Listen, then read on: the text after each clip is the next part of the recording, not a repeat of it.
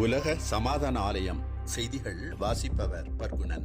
ஞானபீடத்தில் 22/3/2026 ஞாயிற்றுக்கிழமை அதிகாலை சிறப்பு தவத்தில் குருமகன் அவர்கள் உடல் நலத்திற்கான மூலதவம், மனவளத்திற்கான அநாகத தவம், அறிவு தெளிவிற்காக ஆக்கினை தவம், ஆன்ம நிறைவிற்காக சகசிரார தவம் என்று முறைப்படுத்தி வழி நடத்தினார்கள்.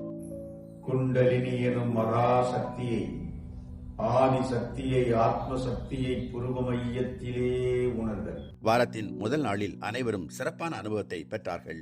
மலேசியா உலக சமாதான ஆலயத்தின் மெஞ்ஞான ஆசிரியர் அமரர் சத்தியமூர்த்தியின் துணைவியார் மெஞ்ஞான செல்வி லோகேஷ் அவர்கள் தங்களுடைய அன்பு புதல்வி அன்பு அவர்களின் பிறந்த நாளை முன்னிட்டு தென்காயிலாயம் உலக சமாதான ஆலயத்திற்கு வருகை புரிந்து உலக அமைதி தூதுவர் குருமகனிடம் ஆசி பெற்றார்கள். அறங்காவலர்கள், மெஞ்ஞான ஆசிரியர் பெருமக்கள், மெய் உணர்வாளர்கள், ஸ்ரீ பரஞ்சோதி யோகா கல்லூரி மாணவ மாணவிகள் அனைவரும் பிறந்த நாள் வாழ்த்துக்களை தெரிவித்தார்கள்.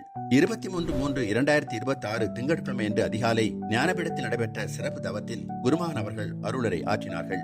மனம் எதை சிந்திக்கிறதோ அதுவாகிறது என்றும், மனம் உண்மை பொருளையே சிந்திக்கிறது, உண்மை பொருளையே நினைக்கிறது, உண்மை பொருளில் நிலைக்கிறது, பிறகு அந்த உண்மை பொருளோடு மனம் ஒன்றுபடுகிறது என்றும் விளக்கி கூறினார்கள். உண்மையாக இருக்கின்ற உணர்வும் அந்த உண்மையாக உள்ள உணர்வை உணர்த்துவதும் வேறு வேறு அல்ல, உணர்வாக உள்ள அந்த ஆன்மாவையே உணர்ந்து ஆன்மாவாக மாறும் நிலை உயர்ந்த நிலை என்றும் தெரிவித்தார்கள்.